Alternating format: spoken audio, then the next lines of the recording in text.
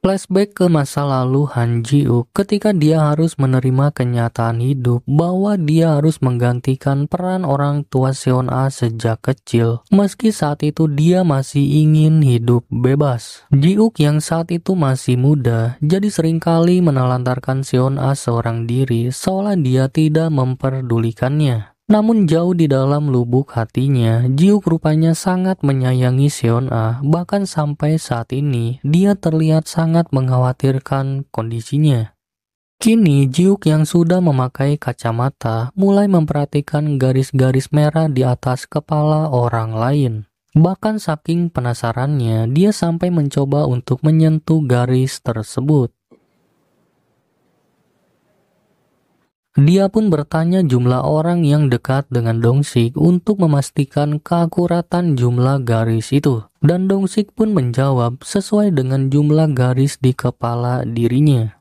Namun tiba-tiba seorang gadis remaja datang ke kantor polisi hingga membuat Ji-wook teringat dengan Seon-ah.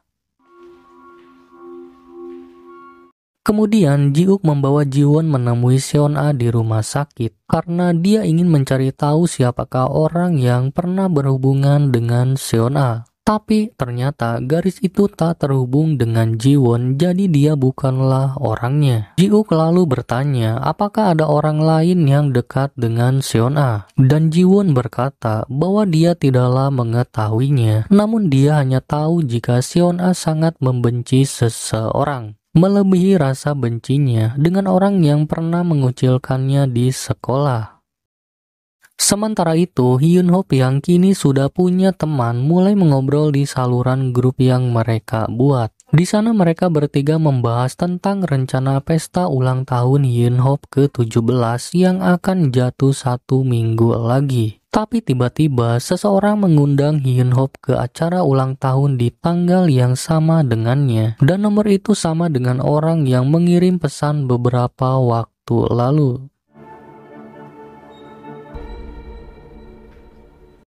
Di keesokan harinya, beberapa murid di kelasnya tiba-tiba merasa aneh dengan kedatangan Jina yang mulai jarang latihan. Namun Jina hanya diam saja dan Hyun-Hop memperhatikan jumlah garis di atas kepalanya. Setelah pulang sekolah, Jina mendatangi kantor polisi dan mengakui bahwa dia mengalami pemerkosaan ketika ia menemui orang yang pernah sama-sama menjalani pelatihan idol. Jina mengaku minum bersamanya hingga ia tak sadarkan diri, dan ketika sudah bangun celananya ternyata terbalik. Sementara orang yang bersamanya diketahui sudah pergi lebih dulu. Namun mendengar pengakuan Jina yang belum pernah berhubungan fisik, Ji-wook meragukannya setelah mengetahui jumlah eslen di atas kepala Jina. Setelah mendapat informasi itu, Ji-wook bersama Dong-sik kemudian mendatangi sekolah untuk menemui orang tersebut. Namun di sana ia tak sengaja bertemu dengan Gyu-jin yang langsung menyapa dirinya dan menanyakan kabar Seon-ah. Gyu-jin berencana menjenguk Seon-ah, tapi kondisinya masih kurang baik. Dan melihat Ji-wook kini memakai kacamata, Gyu-jin pun langsung memujinya. Membuat Ji-wook yang tersenyum seketika mengalihkan pembicaraan dengan menjelaskan alasan dia datang ke sekolah ini. Mereka kemudian menemui Han-yul yang ternyata adalah kakak kelas Jina dan kini menjadi tersangka kasus tersebut. Dengan percaya diri, Han-yul menjawab setiap pertanyaan Ji-wook dan membenarkan dirinya mengajak minum Jina di apartemennya dengan alasan menghilangkan stres berat di sekolah ini. Han-yul yang sadar dirinya dijadikan tersangka lalu menegaskan jika ia sama sekali tak tertarik tidur dengan Jina. Tapi mengetahui ada garis di atas kepalanya, Ji-wook menaruh rasa curiga dan karena tak ada lagi yang harus ditanyakan, Ji-wook pun memutuskan untuk pergi, tapi tiba-tiba dia berpapasan dengan Hyun-Hop yang langsung meminta dan mempertanyakan alasan Ji-wook memakai kacamata itu.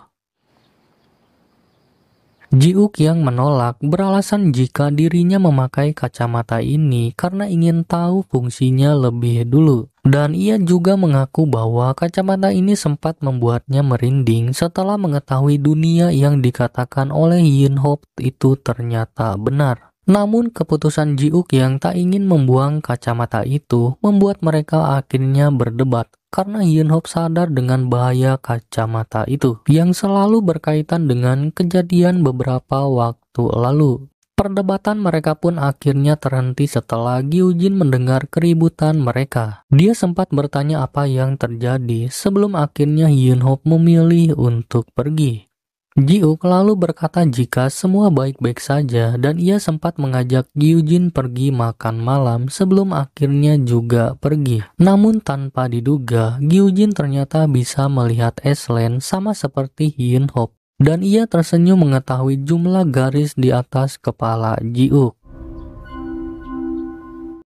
Ji-uk lalu pergi meminta keterangan dari manajer pelatihan idol. Melalui sang manajer, Jina rupanya dikenal sebagai orang yang lebih suka bersenang-senang daripada fokus menjalani pelatihan tersebut. Pak manajer juga mengakui dia yang membawa Jina ke tempat ini karena merasa dia punya potensi, tapi rupanya bakat Jina sama sekali tak menonjol. Dan Jina lebih suka mengajak peserta lain pergi untuk minum. Dari beberapa keterangan yang mereka dapat, mereka belum bisa menyimpulkan siapa yang salah. Karena masing-masing dari mereka punya cerita dan terlebih kasus ini sangat sensitif.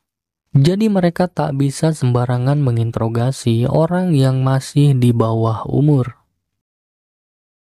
Di keesokan harinya, mereka kembali menginterogasi Hanyul dan Jina di ruang berbeda. Kemudian Hanyul menunjukkan pesan yang membuktikan bahwa Jina datang bukan atas paksaan dirinya. Tapi Jina rupanya telah menghapus pesan itu dan juga mencuci pakaian yang seharusnya bisa dijadikan barang bukti. Ji-uk menyesalkan hal ini, terlebih Jina juga baru melaporkan setelah seminggu dari kejadian tersebut. Jina bisa dituduh telah menfitnah orang lain dan sang ibu lalu menjelaskan bahwa sebenarnya ia yang telah mencuci baju tersebut. Ji-uk kemudian membiarkan Hanyul pergi guna melihat apakah garis di kepala mereka saling terhubung. Dan setelah mengetahui bahwa Jina berbohong, Ji-uk meminta Dong-sik untuk menutup kasus ini.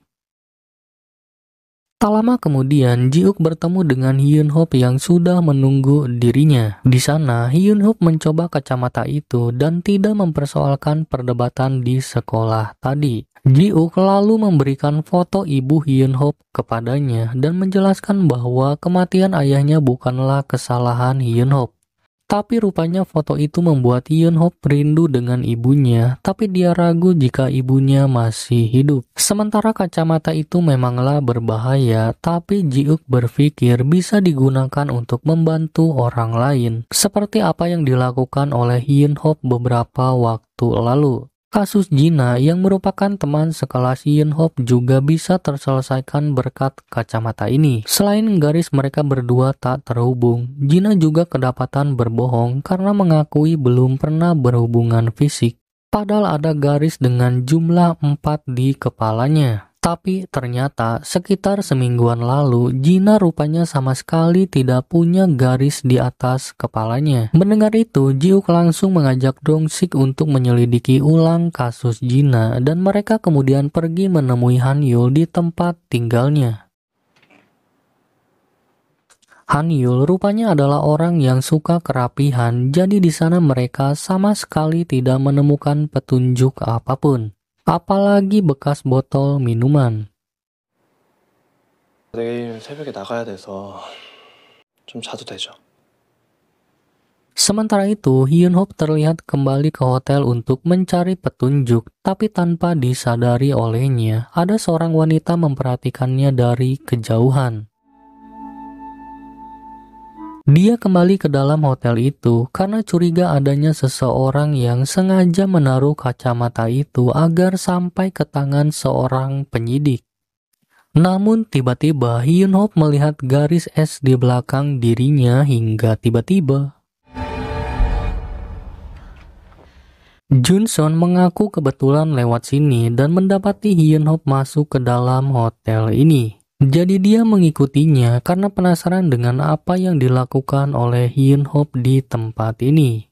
Yunhop berkata jika ia sedang mencari barangnya yang ketinggalan di tempat ini. Tapi rupanya suasana tempat ini membuat Junseon ketakutan, bahkan sampai memeluk Yunhop ketika ditakut-takuti. Mereka kemudian membahas garis es yang sempat diceritakan oleh Yunhop hingga akhirnya larut dalam perasaan. Kembali ke Jiuk yang sedang mencari bukti di tempat pembuangan pakaian bekas. Di sana Jiuk menemukan kantong kresek berisi spray berwarna hitam yang ia yakini punya Hanyul. Jiuk curiga dengan Hanyul yang katanya suka kerapihan, tapi spray di kasurnya ternyata berantakan. Spray itu bisa menjadi bukti kuat kasus Jina karena dari pengakuan Hanyul bahwa dia telah memindahkan Jina yang pingsan ke atas kasur. Kini mereka tinggal menunggu hasil forensik, tapi garis es yang tak terhubung di antara mereka rupanya mengganggu pikiran Jiuk. Tak lama setelah hasil forensik keluar, mereka kembali menginterogasi Hanyul dan bertanya alasan dia membuang spray tersebut. Hanyul mengaku sengaja membuangnya karena dia bukanlah orang jorok yang mau memakai spray bekas orang lain. Sedangkan darah yang ditemukan di spray itu, Hanyul mengaku tidak mengetahuinya. Jiuk lalu mencoba menginterogasinya dan bertanya alasan Hanyul mau dekat dengan Jina. Padahal jelas-jelas dia sama sekali tak tertarik dengan Jina. Hanyul berkata jika dia terpaksa membiarkan Jina datang ke tempat tinggalnya karena Jina terus-terusan merengek kepadanya. Lalu dia memberikan minuman yang tersisa pada Jina dan dia menghabiskannya seorang diri. Hingga sampai Jina ngamuk dan menolak pulang, bahkan memaksa untuk nambah minuman lagi. Sehingga Hanyul memutuskan pergi ke minimarket saat itu untuk membeli minuman. Dan akhirnya Jina pun pingsan akibat kebanyakan minum. Curiga ada yang membantu membelikan minuman karena Hanyul masih di bawah umur. Jiuk lalu memeriksa rekaman CCTV dan ternyata hanya dia seorang yang membeli minuman tersebut. Tapi melihat adanya jeda waktu selama Hanyul pergi, Jiuk menduga adanya orang lain masuk ke dalam tempat tinggalnya. 야, 잠깐 멈춰봐. Namun dalam rekaman CCTV itu, rupanya ada beberapa orang remaja lewat 1 jam sebelum Hanyul datang. Jiuk lalu menghitung garis di kepala mereka dan mendapati garis di kepala mereka ternyata bertambah 1 setelah kembali dari arah tempat tinggal Hanyul. 개에서 7개. 아이씨, 기다려봐. Di keesokan paginya, Hyunhop mendapati garis di kepala Jina terhubung dengan 4 orang murid di sekolah ini. Dia yang kaget lalu menelepon Jiuk dan secara kebetulan Jiuk datang karena sudah mengetahuinya. Satu persatu dari mereka kemudian diinterogasi di ruang berbeda. Di sana mereka tak mau berbicara hingga salah seorang dari mereka dengan 1 garis di kepalanya mulai gelisah, bahkan sampai memohon agar dipulangkan. Jiuk lalu menurutinya, namun ternyata dia membawanya ke arah lain hingga membuat pria itu panik. Jiuk ternyata membawanya ke TKP karena tempat yang dikenali oleh pelaku biasanya akan membuatnya semakin ketakutan. Dongsik yang awalnya bingung akhirnya tahu setelah Jiuk menjelaskannya, dan benar saja saat anak itu diajak masuk ke TKP, tiba-tiba dia langsung kabur dan Dongsik langsung mengejarnya. 아주 자백을 해버리네. Jiuk lalu memberitahu anak itu bahwa teman-temannya sudah dipulangkan karena mereka terlihat tidak bersalah. Perkataan itu membuat sang anak sadar bahwa hanya dirinya yang dicurigai hingga akhirnya dia pun bersedia mengakui semuanya asalkan ia dibebaskan. Menurut pengakuan anak itu, ternyata dalang di balik kasus Jina adalah Hanyul yang telah membuat Jina pingsan dengan menggunakan obat tidur. Keempat orang itu pun mengakui perbuatan mereka yang diperintahkan oleh Hanyul. Dan rupanya Hanyul juga ada di sana, duduk manis menonton mereka berempat. Ji-uk lalu menunjukkan barang bukti berupa botol obat tersebut yang ditemukan dalam kamar Han-yul. Awalnya Han-yul sama sekali tidak mengakuinya, tapi setelah dia diberitahu bahwa teman-temannya telah mengaku, dia pun akhirnya mengakui bahwa ia adalah dalangnya. 그리고 넌 주동자지. 이 쓰레기 같은 새끼야. Meski mereka semua telah terbukti bersalah, tapi Ji-uk tak bisa memastikan mereka dihukum atau tidaknya, karena pengadilanlah yang memutuskannya.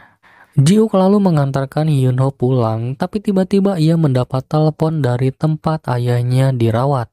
Dan alhasil, dia pun terpaksa menurunkan Hyun-ho di halte bis karena harus pergi ke tempat tersebut. Ternyata ayah Ji-uk tiba-tiba menghilang dan rekaman CCTV menunjukkan bahwa seorang wanita membawa ayahnya pergi.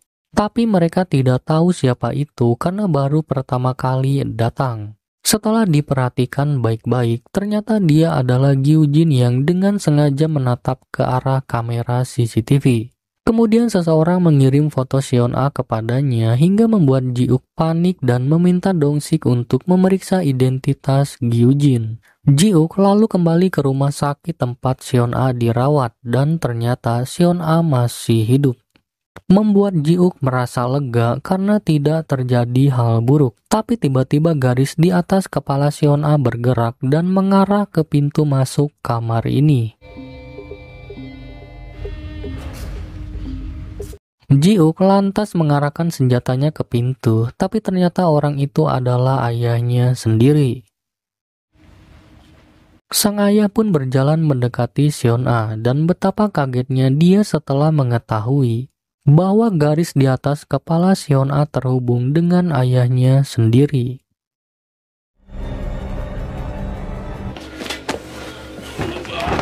Ji-uk yang terbawa emosi atas perbuatan ayahnya lantas berniat ingin menghabisinya, tapi ternyata dia sama sekali tak bisa melakukannya.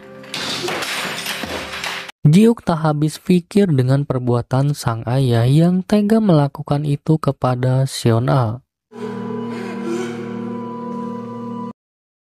Mundur ke beberapa waktu lalu, seorang pekerja wanita bernama Junhui di kafe tiba-tiba menemukan video dia berhubungan disebar oleh pacarnya. Video itu pun akhirnya tersebar luas di media sosial, membuat semua temannya di kampus tahu hingga membuatnya merasa malu.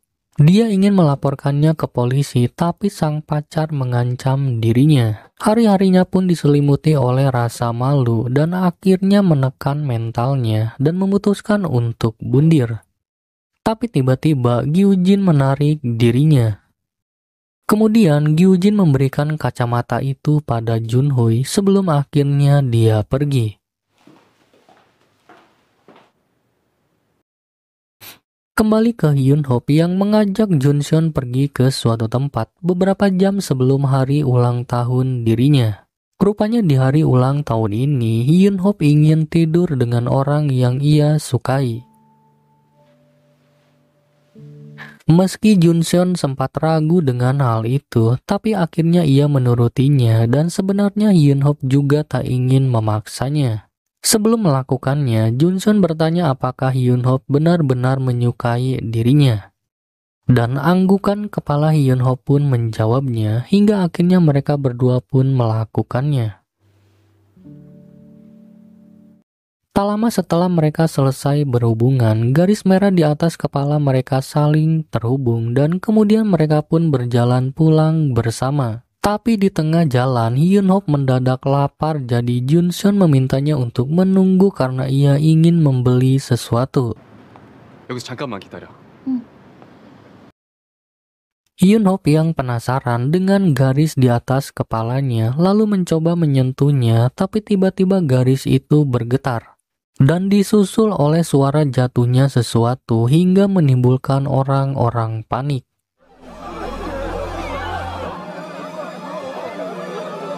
Ternyata suara itu berasal dari seseorang yang kejatuhan besi, tapi tanpa disangka olehnya korbannya adalah Junseon. Insiden ini membuat dirinya sangat terpukul dan menyadari bahwa ia terlahir dalam kutukan karena menyebabkan orang-orang yang bersamanya dalam bahaya, bahkan berakhir dengan kematian. Tapi tak hanya Junseon saja, rupanya Kyungjin juga dalam bahaya, dan nomor yang sama kemudian mengundang Hyunhope datang ke acara pesta ulang tahunnya. Hyunhope lalu menelepon Ji-uk untuk meminta bantuan. Kemudian ia memberitahunya bahwa di hari ulang tahunnya, Hyunhope selalu menerima kartu ulang tahun. Awalnya ia mengira itu berasal dari ibunya, tapi sekarang ia akhirnya tahu bahwa ada seseorang yang selalu menunggu ulang tahunnya. Pesan yang akhir-akhir ini didapat dari orang yang sama membuat Hyunhope akhirnya sadar bahwa orang itu adalah orang yang sama dengan yang sudah memberikan kacamata. Dan kemungkinan orang itu adalah Gyujin, seseorang yang sama sekali tidak punya identitas, seolah dia tak pernah ada di dunia ini. Mereka lalu pergi ke sekolah untuk mencari Kyungjin dan mendapati salah satu kelas yang lampunya masih hidup, menandakan adanya seseorang di sana. Hyunhope berlari lebih dulu ke ruangan tersebut dan diikuti oleh Ji-uk dari belakang. Meski mereka berlari ke arah yang sama, tapi Ji-uk sama sekali tidak menemukan siapa-siapa dalam kelas. Berbeda dengan Hyunhope yang menemukan Kyungjin dalam kelas itu. Kyungjin mengaku dirinya disuruh oleh Hyunhope datang ke sekolah ini, tapi setelahnya ia tak ingat apapun dan berakhir terikat di atas kursi ini. Mereka berdua kemudian keluar dari kelas untuk mencari Ji-uk. Tapi anehnya, mereka sama sekali tidak bertemu seolah mereka masuk ke dalam dimensi yang berbeda. Tak hanya itu saja, Hyunhope yang turun tangga malah balik lagi ke lantai yang sama. Membuat Hyunhope sadar bahwa mereka terjebak di sekolah ini.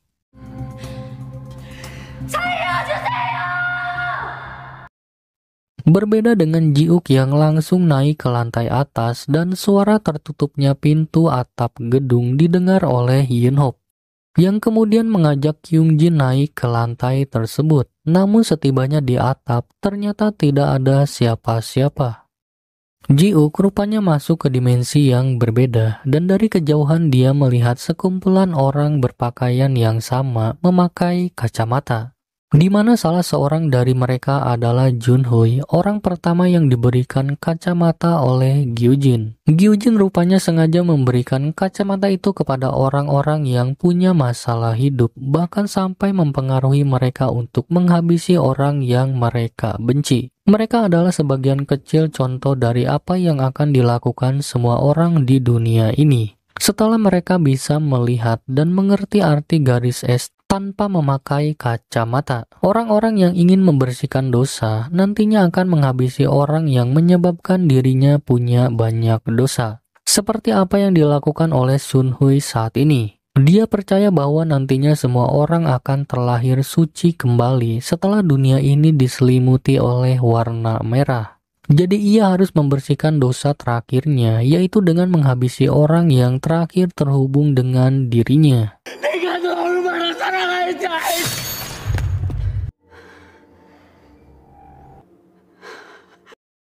Kembali ke Hyunhope yang mendapati Kyungjin tiba-tiba memakai kacamata, membuat Hyunhope langsung menyuruh untuk melepasnya, tapi dia malah marah. Kyungjin lalu berkata bahwa jika Hyunhope mati, nantinya semua orang bisa melihat garis es tanpa kacamata, dan dia mengaku wali kelasnya lah yang memberi tahunya.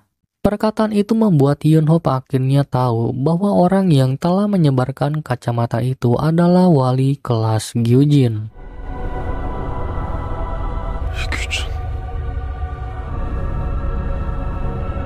Di tempat berbeda, Gyujin yang merupakan pemimpin mereka berjalan mendatangi para anteknya di depan altar dan seketika mereka semua menatap ke arah Ji-uk. Ji-uk yang panik lantas menghampiri ayahnya untuk menolongnya, tapi tiba-tiba Gyujin memberikan pisau sembari berkata apakah Ji-uk tidak ingin menyelamatkan Seon-a. Ji-uk yang teringat perbuatan sang ayah pada Seon-a lalu mengambil pisau itu, tapi tiba-tiba Ji-uk rupanya tak terpengaruh oleh Gyujin, tapi ia tak bisa melawan Gyujin hingga pada akhirnya sang ayah pun dihabisi oleh Gyujin sebagai alasan untuk menolong Seon-a. Ji-uk lalu mengeluarkan pistolnya dan melepaskan tembakan sampai pelurunya habis ke arah Gyujin, tapi rupanya orang biasa seperti Ji-uk sama sekali tak bisa menghabisinya. Gyujin lalu memberitahunya bahwa sebentar lagi dunia akan diselimuti oleh warna merah dan dia juga mengakui telah mendorong Seon-a saat itu. Sementara itu, Hyun-Hop juga diserang oleh Kyung-jin akibat pengaruh dari Gyun-jin, tapi untungnya dia bisa melepaskan diri dan langsung menghancurkan kacamata itu. Hingga membuat Kyung-jin kembali sadar bahkan ia sama sekali tak tahu apa yang terjadi. Namun tiba-tiba warna mata Hyun-Hop berubah dan diikuti oleh tetesan darah dari luka Hyun-Hop yang perlahan naik ke atas hingga membawanya ke dimensi yang sama dengan Ji-uk.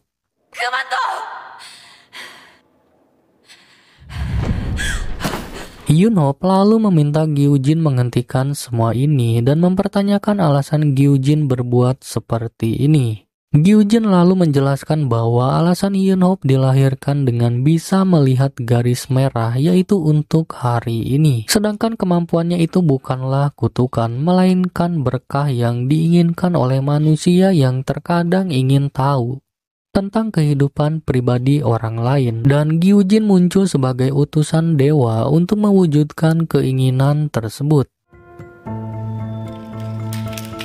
Para anteknya lalu mengelilingi mereka berdua agar Hyun-Hop tak bisa melarikan diri dan menyempurnakan keinginan tersebut. Tapi saat akan menghabisinya, tiba-tiba seseorang menghalangi Hyun-Hop dan ternyata dia adalah ibunya. Sang ibu lalu meminta maaf karena ternyata dia punya kacamata itu.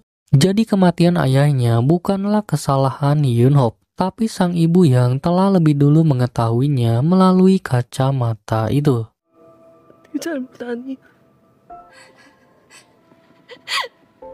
Emosi di dalam diri Hyun-Hop pun dimanfaatkan oleh Gyujin agar bisa melukainya. Darah yang keluar di tubuhnya perlahan mulai naik ke atas yang merupakan dunia manusia. Kemudian diikuti oleh tubuh Hyun-Hop yang juga terangkat dan dari dalam tubuhnya tiba-tiba keluar garis-garis merah.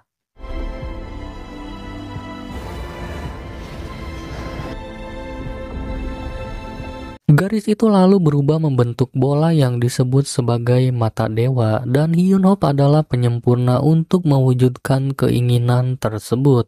Gyujin lalu memecah bola itu menjadi garis-garis merah yang nantinya akan memenuhi dunia manusia.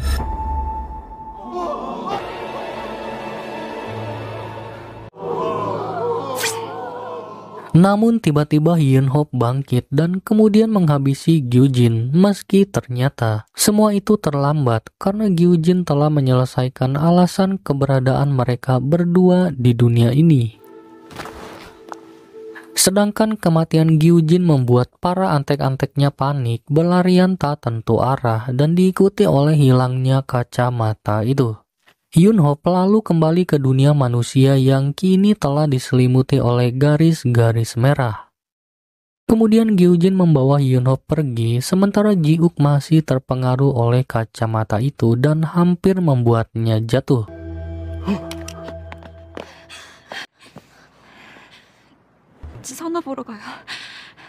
Di sisi lain, semua orang dikagetkan dengan kemunculan garis merah di atas langit kota, yang kemudian garis-garis itu menuju ke atas kepala mereka. Dan kini, dunia yang dilihat oleh Hyun-Hop pun bisa dilihat oleh semua orang tanpa harus memakai kacamata itu. 언젠가 네가 보는 세상을 모두가 보게 될 거야.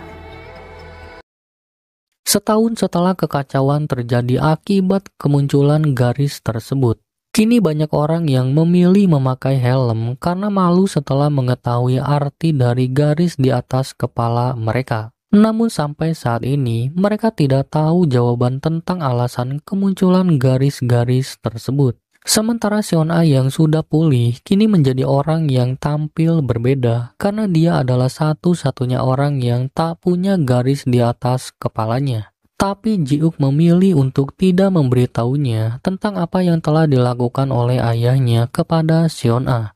Dan dia lebih memilih untuk membangun hubungan agar lebih baik lagi dengan Seon-ah. Sementara itu, Hyun-hop kembali seorang diri karena orang yang ia sukai dan yang merubah hidupnya kini telah tiada. Dia yang pergi ke makam Junseon kemudian menaruh jaket yang sering dipakai oleh Junseon sebagai rasa terima kasih Hyun-hop kepada Junseon yang telah mengisi hatinya. Namun tiba-tiba seseorang memanggil dirinya dan film pun berakhir sampai di sini. 현우봐,